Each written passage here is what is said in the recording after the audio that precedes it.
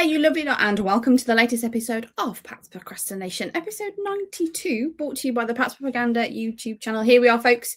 It is the off season, although happy new season to everyone who celebrates, as technically the new season has begun. But we are still in those off-season days of every other week schedules and stuff like that, because people are busy in general. But as my co-host mentioned off air that you won't have heard, so I'm going to tell you, free agency frenzy is here. We're going to recap on everything that the Pats did, or most of what the Pats did, because some of us have got meetings later and we are time restricted as usual. So I am Clazzy Clare. He is Chudders. Chudders. So how are things with you? And I did preface that I would say, how are you feeling on that scale, on Chudders' scale, now that they have signed some free agents? Chudders is going to do a Clare here and sit on the fence and say that if this is all the business the Pats do, then I'm concerned, and I think the roster is weaker. If the Pats pick up another key few pieces, then I think this has been great business so far. I'm intrigued because you said you did announce we are summarizing, discussing, debating the free agency frenzy. However, I get the impression, Claire, that you do not like the phrase free agent frenzy, because someone said, no, this was not a free agency frenzy. So would Claire class this as a free agency flop? No. It is still a frenzy. We still have lists of individuals that have signed. We have lists of individuals that have departed. And I think that is what is, should we say, colouring my emotions at the moment, is more to do with the departed than the actual, like, who they've signed, maybe a little bit. It's still a frenzy. It's not a flop. No, definitely not gonna go there. I'm just not really feeling it right now. Okay. How do you want to look at arrivals first and then departures, or would you like to prefer to look at it as more positional breakdown of where there's been changes in and out?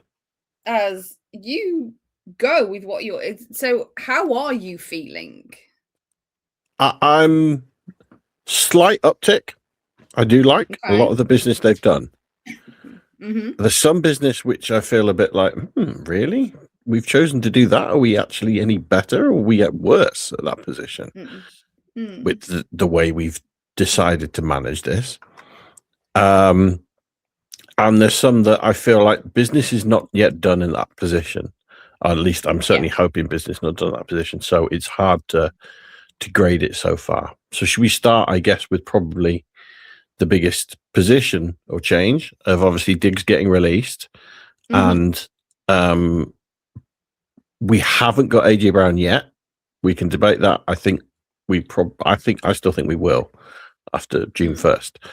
We have brought in Romeo Dubes. Romeo Dubes. What's your thoughts?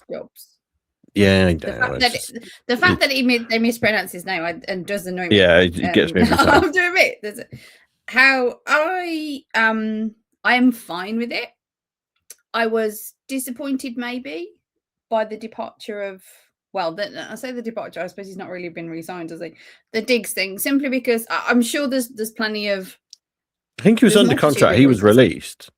He was under contract, so he was released. You are quite right. They've probably upgraded due to age, etc. I don't know. I liked the one thing that I did like last season was that family mentality, that brotherhood mentality, the all we got, all we need. And I think he was quite significant in that. Whilst I know when he came in, I was very unhappy. He was a Bill. Seeing what we got to see during the season made his release a little bittersweet in that respect. Now, again, what you're going to get from me quite significantly, as you probably used to by now, folks, is the emotional side of it, not always the logical side of it. I fully appreciate the logical side of plenty of these things. I do. Contrary to what my co-host does think of me, I do see the logic and I do see the smarts in it. It's just, I still am motivated a lot by emotion. So that tainted it in a way. I'd love to go back 12 months to the Claire who was disappointed we'd picked up a former Bill and is now disappointed that we've let him go. There's always there may be some off-field stuff that we don't know about, because I don't know at this point, as we record this really early on Tuesday, the legal situation. I remember the Barmore situation has now been dismissed, and I know that doesn't necessarily mean certain things, but that's been done with, shall we say. And I don't believe the Diggs thing is in the same camp as that. So yeah, I don't know what the kind of the off-field situation may be, but as from what I read and things, it's a situation where they've probably improved, I think. Well, have they? This is it. Have they? I don't think they have. This is it. We don't know, because we've seen what Diggs can do, but he sort of, as many people said, like fell off towards the end of last season. If Romeo Doubs is your new number 1, then you've not improved. No. If he is your new number 2, because there's future business you're planning to do, and obviously AJ Brown is the big white elephant in all of this, and are the Pats actually going to trade for him? Is someone else going to trade for him? Is he going to stay at the Eagles? I do think they're going to trade for him after June 1st, but we shall see. If you're bringing him in, or even if they have a plan in the draft, and there's someone who, maybe there's 2-3 players who they really like the look of as outside sort of number 1 target receivers, big receivers, not slot guys, big guys who can be a big target. That's their plan. Then I think picking up Romeo Doubs is a good acquisition. Yeah. If the idea is no, he's our new number 1, I don't like the plan, and I think you've gone backwards with your skill and ability there. I think that's a positional group that's got slightly weaker, not massively, but slightly weaker there. It does feel like one of those. A couple of the things that as we plow through these and we look through these, some of them are like, oh yes, we can see where we have improved on that position or whatever. We can see where that is going. There's a couple of instances, there's a couple of signings that it's like, yeah, okay, he's good, or he seems reasonable, or oh, that's not bad, but we need to wait and see. Some of these free agency signings, you really almost want to hold your full opinion, obviously, until you see them in the season. Of course, that makes sense. But until you know what's happened after the draft, it feels like this is an asterisk signing until we know what they've drafted. There's certain individuals that they've brought in, then it's like, oh, okay, great, good, positional improvement, as I said. And then there's those that, and I think the Dobbs one just falls into the category of, yeah, but for the moment. I'd also say Diggs obviously hasn't been picked up yet. No. If the Rams picked up AJ tomorrow, it wouldn't surprise me if the Pats went back to Diggs and said, you know what, we had plans, they're not working out. Yeah. Fancy another runaround on a different contract, maybe. They potentially could still do it if things don't work out the way the Pats are planning. Yeah, of course. But we'll have to see how that one goes. He's one of the few who hasn't been picked up, I think. He's one of the very few Patriots that has been released who hasn't signed elsewhere. That's fair. That's a random point of mine. No.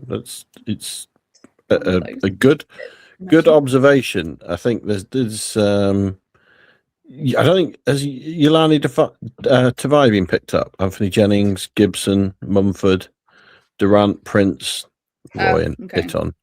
I think there's a few, but I think he's the biggest name. No, but I think he's the biggest name that you'd want to bring back. Like you could bring back Jennings, Tavai, but I think the Pats truly have moved on from them now. I could have sworn. I think Gibson, they already think like because of his injuries, he isn't coming back. I think Diggs is probably the one in that list that you think, okay, maybe they could come back. Yeah, the problem is my list was over there and my glasses were on my head and I didn't see the other released. So to work I now quit. You carry on. Well, to work through something of the big one, obviously quarterback, all they did was retain DeVito. I couldn't give a flying about that one. Running back. I did notice. Excuse me. Running back, they've not addressed third running back yet, which is not a massive worry. It's your third running back, and I do like the first two.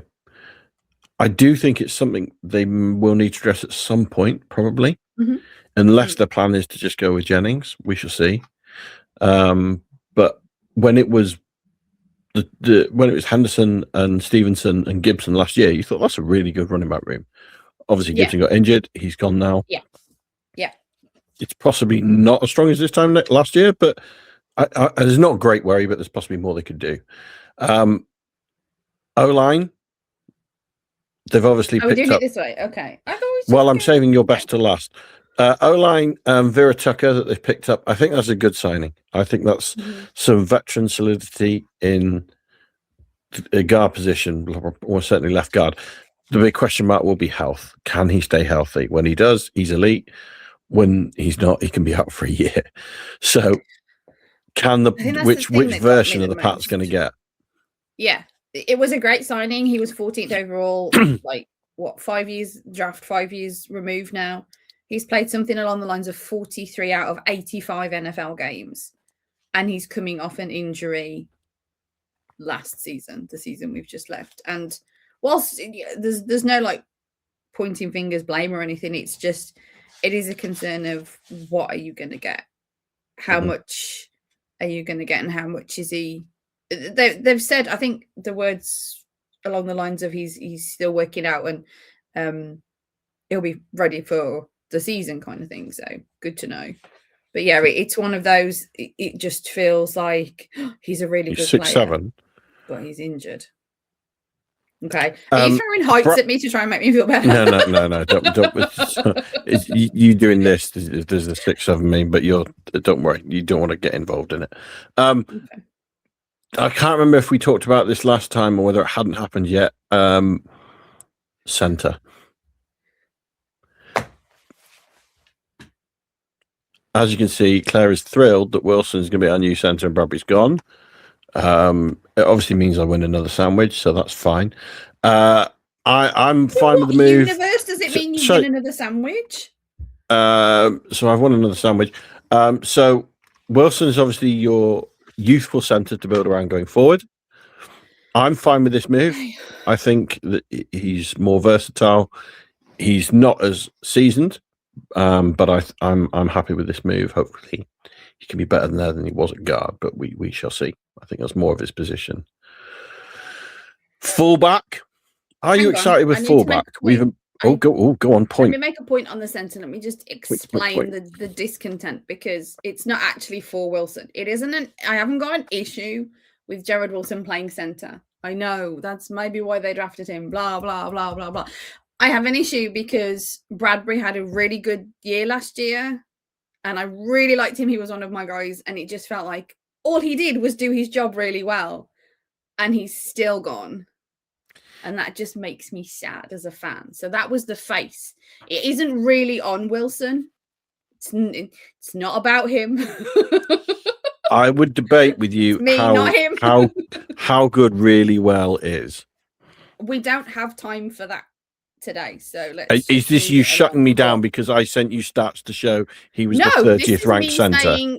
We only have 30 minutes to do a show. You're the one that has a meeting to get to, and I'm the one that looks like a nag saying, we need to hurry up, when all I am doing is trying to make my co-host's life better.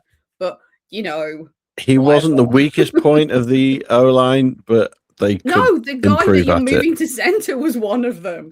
So, but I'm not going to make a thing.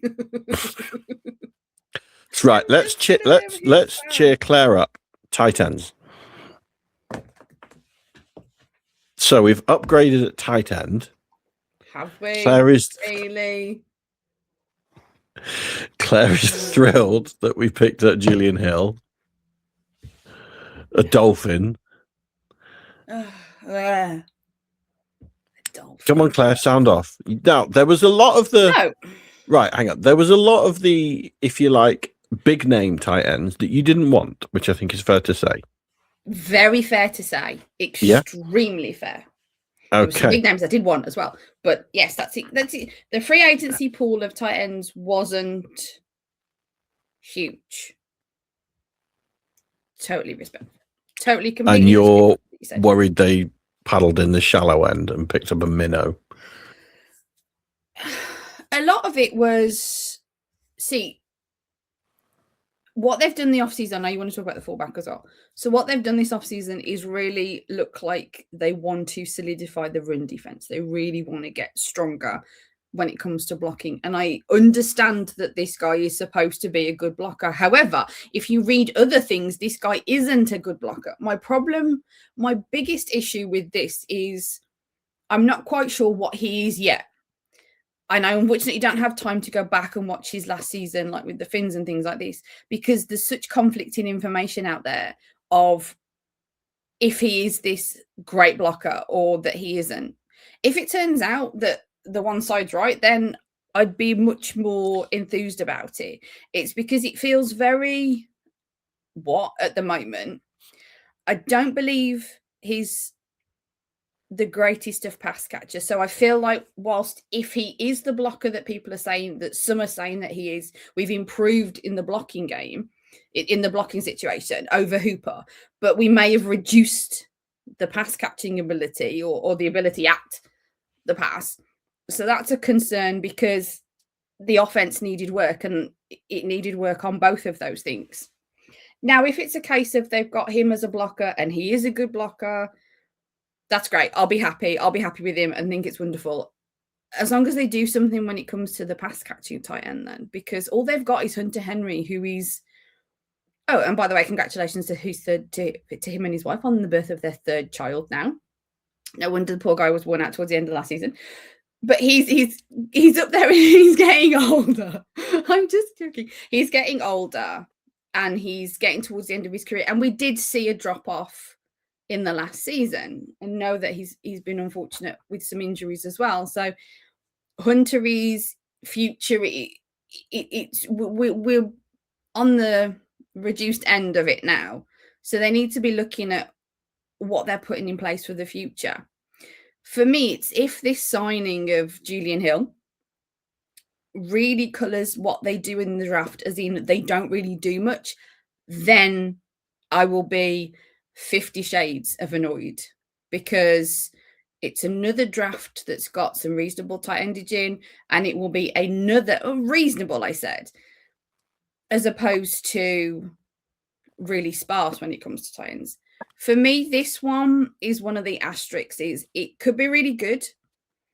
I want to see him in play, and like I said, I haven't had time to go back and look at previous games. The highlights, it's pointless because it's just highlights. I don't want to see the highlights of a guy. I want to see how this guy plays. And I just haven't had time to really delve into that yet. But I've gone on what I've read. And as I said, it's been one way or the other. So, yeah, I am reserved on my enthusiasm on this one. And again, this isn't on the player. This is on more the signing of, and what are they going to do in the draft? What is the future for tight ends? If the future for this tight end room is this, I don't feel very enthused by the signing of a 2-3 year signing of an 18 million ex Dolphin who's played a lot of special teams personally. So, however, if he was T3, you'd be happy with that. That's fine. On the basis that they go and do something somewhere else. If he's our new T2, then that's where you have concern. Am I right in phrasing it that way? Unless he's a 2A and 2B, yeah. Unless they bring in someone that's a predominant pass catcher, and they've got him as a predominant blocker. So you haven't got that tight end that does the everything. You've split the duties, if you like. Different. If he's 2A and there's 2B, okay, I love me a good blocking tight end. Problem is, I also want my tight end to be a decent pass catcher. I want it all, quite frankly. Who's the tight end they drafted last year? I'm trying to remember his name. Oh, CJ Dupree. That's it, Dupree. So if the room is Dupree, Hill, and Henry, then you'd be concerned. Am I right in saying that? Is Dupree still on the roster? Mm-hmm. As far as I know. Probably just the list I'm looking at is probably outdated. He's probably somewhere. I don't know. Yeah, it's one where, again, if this is all their business, I'm concerned.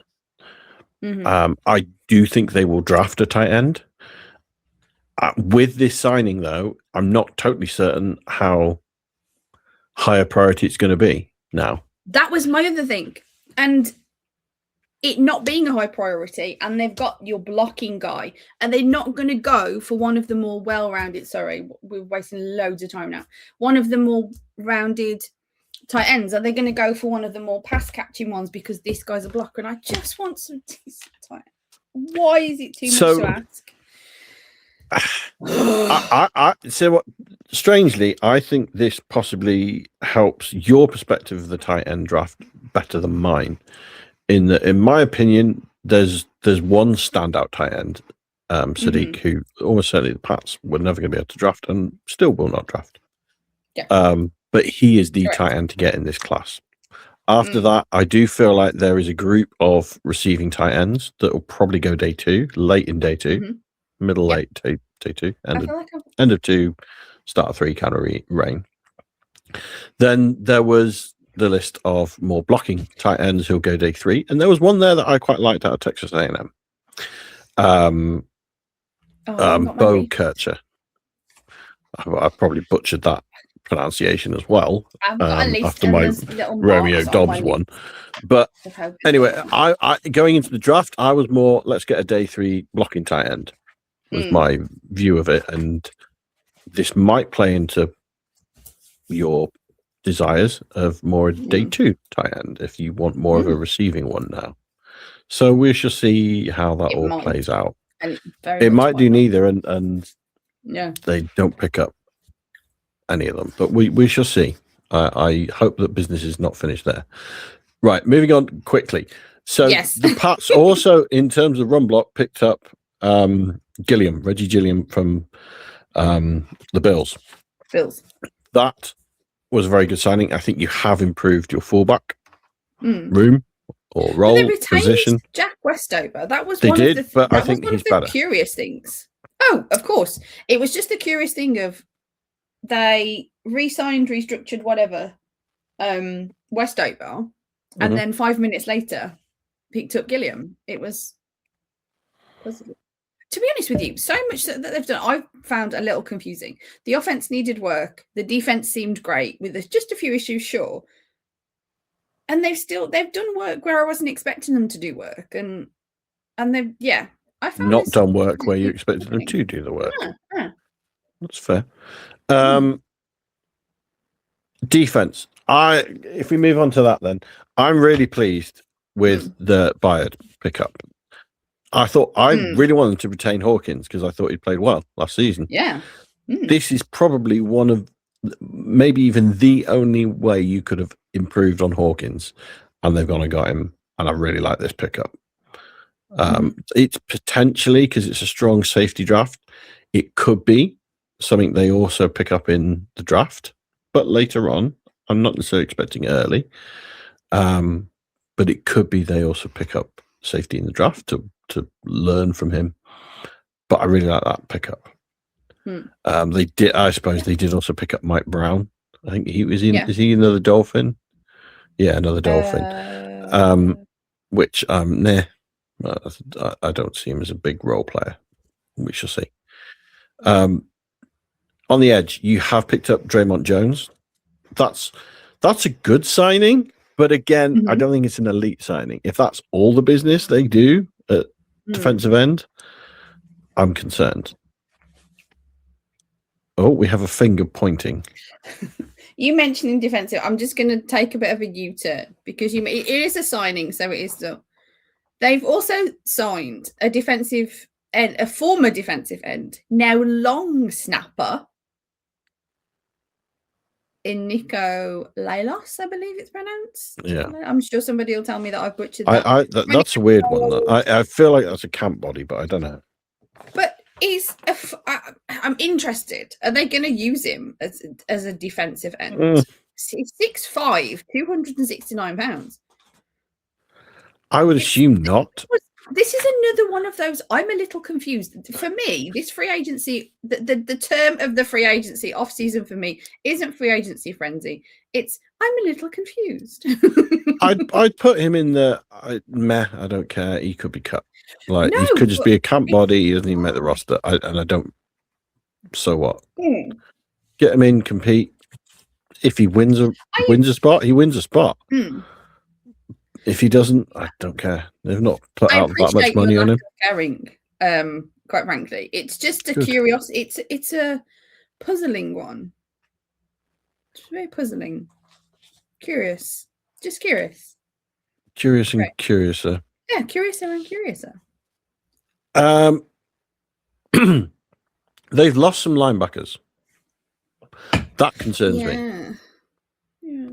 That concerns me. They picked up Jesse Licata, I think it's pronounced, who I don't think is going to be anything more than a special teams player at best and like a sort of part-time fill-in linebacker. He is not starter at linebacker. That's they've also got KJ Britt as well, similar. Like I think he's a special teamer at best. I don't know. I'm concerned. I thought we had quite a good core last year. I was hopeful that Rodriguez was going to be available for maybe our second, third pick, but I get the impression he really isn't. So I think he's off the board, sadly. But I thought it could be a position they look at in the draft. And again, the business they've done leaves me with a few question marks of like, have we really improved here? I'm not so sure. But your thoughts on defense then anymore? I need to just explain my very pouty face because people are like, why is she pouting so much over the linebackers?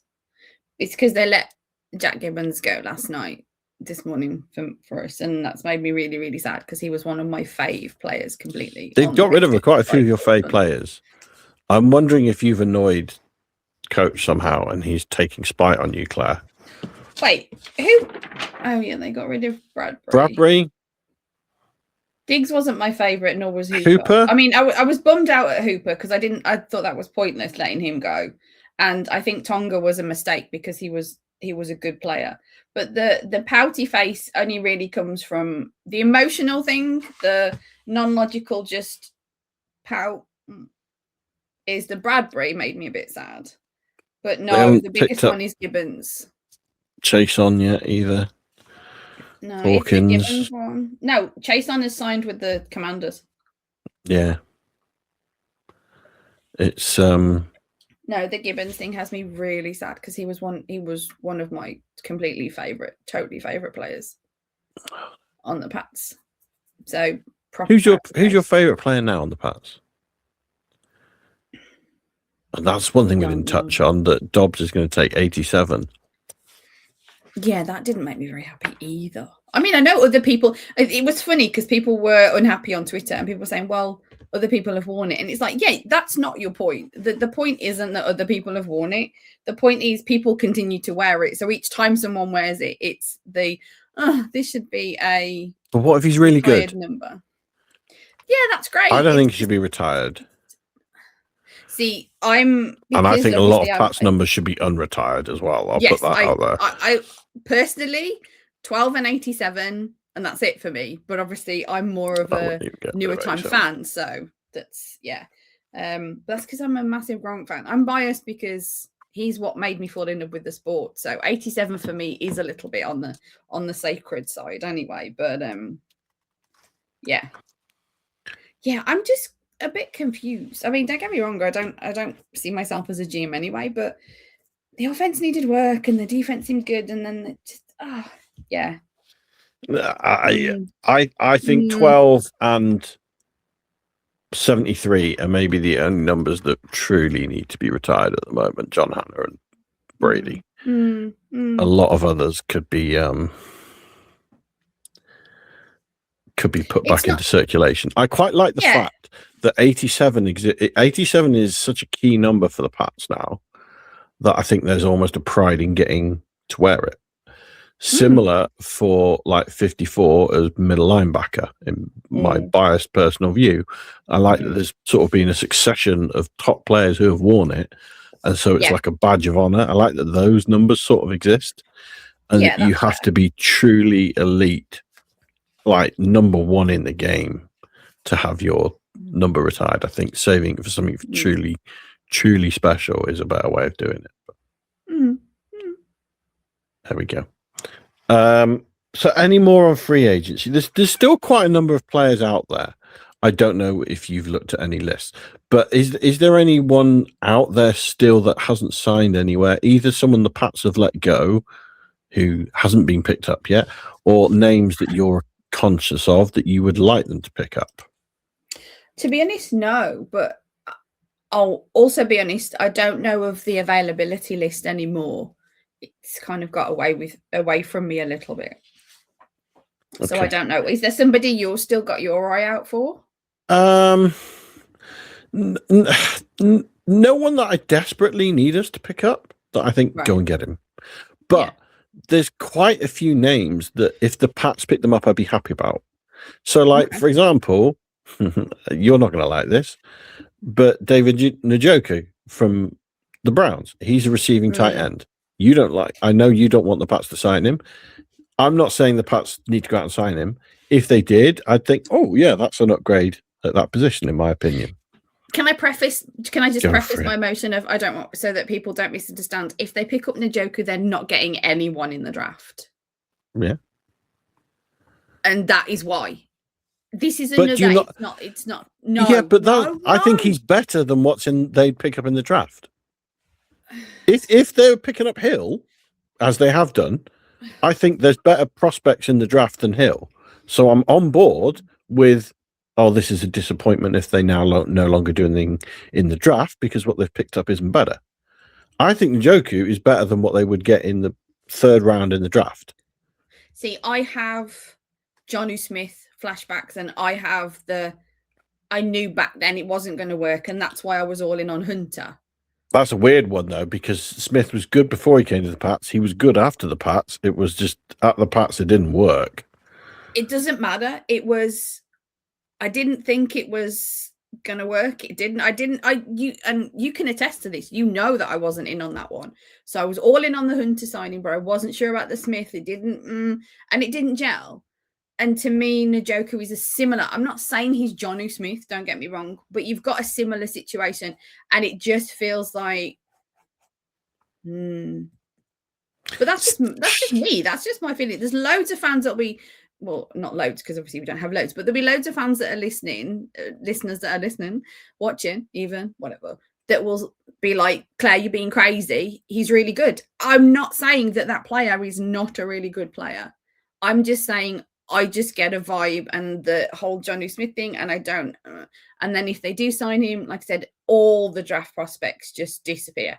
There's no way they're picking up anybody in the draft, a young guy to develop with Drake May, that kind of thing. That my hopes are completely dashed for that. And on a selfish level, I want them to draft a tight end. I want to see a developmental tight end in my time as a Patriots fan, because so far, not so good. So a question for you then. If they hadn't signed Hill and they did get Njoku, and so you could argue that if you like, third tight end is still an open available position. Would you be fine with that because now they could still go draft one as well? If they sign, and I appreciate that's not the position we're in, really. No, that's fair. That's fair. For me personally, I would see it still, if they sign Njoku, they're not going to bother in the draft, or they're going 7th round. And as much as I absolutely adored Ryan Izzo, that didn't work out, did it? So it's true. He's your personal friend, and I can't believe you're saying that. So he got traded to the Texans. That's why it didn't work out. So he got traded to the CFL or something. No, he got traded to the Texans first. Bill traded him to the Texans, and that's when we fell out. But no, he didn't have a quarterback to throw to him, and then he got traded to the Texans, so that didn't work. So I'm just tired of that grind. Quarterback didn't have a tight end to throw to either. So is there anywhere? There's likewise, there's quite a few defensive ends who are not top of anyone's list, but they could be complementary pieces. And okay, Joey Bosa, for example, I'm not saying I want the Pats to go and get him, but if they got him, I'd think, okay, we're in a better position now. It doesn't have to be our first pick in the draft. Right. You've got a solution there. So there's quite a few players that are like that. There's no one I'm desperately have to go and get, but there's still maybe 10, 15 names out there that if they pick them up, you know, I'm assuming it's not going to be top of the market deal anymore. Then I think, okay, yeah, we've done some good business there. We're now set at that position. We're at least level with where we were last year, maybe slightly better. I'm happy at that position now, because the next question I was going to maybe get to is, now we're done with, well, I don't think we are necessarily done with free agency, but now we're over the main, that first week of frenzy, whatever you want to call it. What do you think are still the biggest holes for, let's say, the first 2 days of the draft that need to be filled, Claire? I think it's more to do with what's key in the draft over that, but I still think, like you said, it's still edge, but I think there's plenty of depth from what I understand in the draft at edge, so it's something that they still need to pick it up. I don't know if edge is a day one thing. I think the first round pick for me is, I'm not too sure where you'd want to go with this one, simply because from what I understand, you don't have to go in at 31 for an edge this year. So that's probably one of the top needs. For me personally, I'm looking at edges and tight ends, really.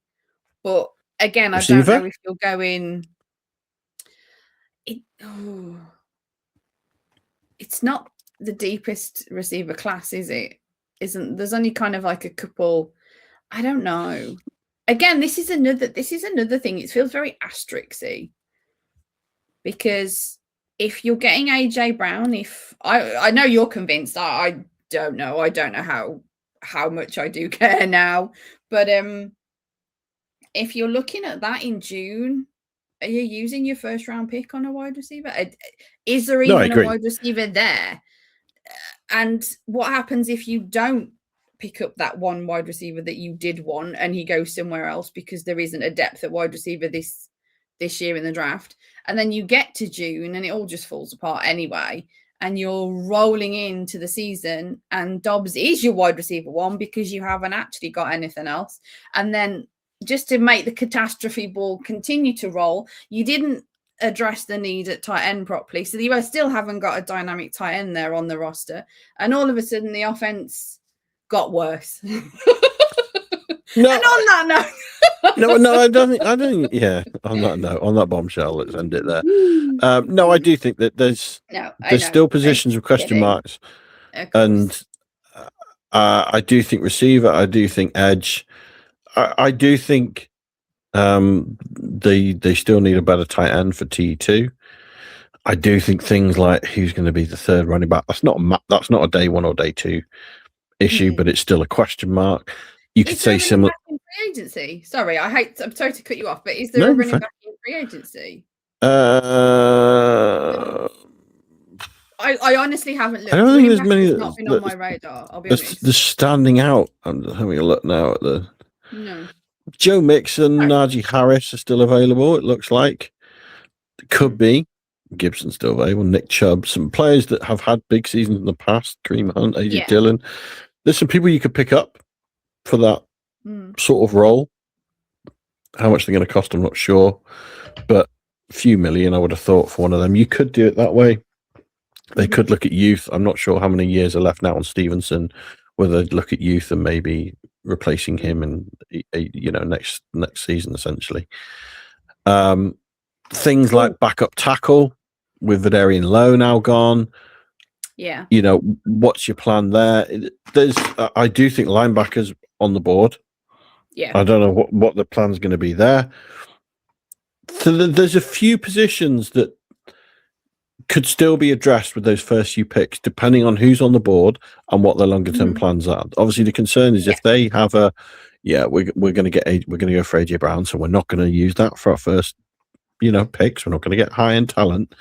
And then for whatever reason, they don't get AJ Brown. He gets injured, or he gets traded somewhere else, or he stays with the Eagles. And now you're in a, oh no, what are we doing? And especially if then something like they think, okay, our backup plan is Diggs, and he goes and signs somewhere else. We need to jail. We literally, right. You need to have your final thought, but it needs to be positive. I'll end it there. I still think down. So I'm generally pleased with what they've done, but I think there's still more question marks to be answered. And there you have it, folks. Episode 92, the free agency frenzy. Pat's Procrastination, brought to you by the Pat's Propaganda YouTube channel. He was Chudders. I was Clazzy Clare. Tune in 2 weeks, folks. And as always, go Pats. LFG.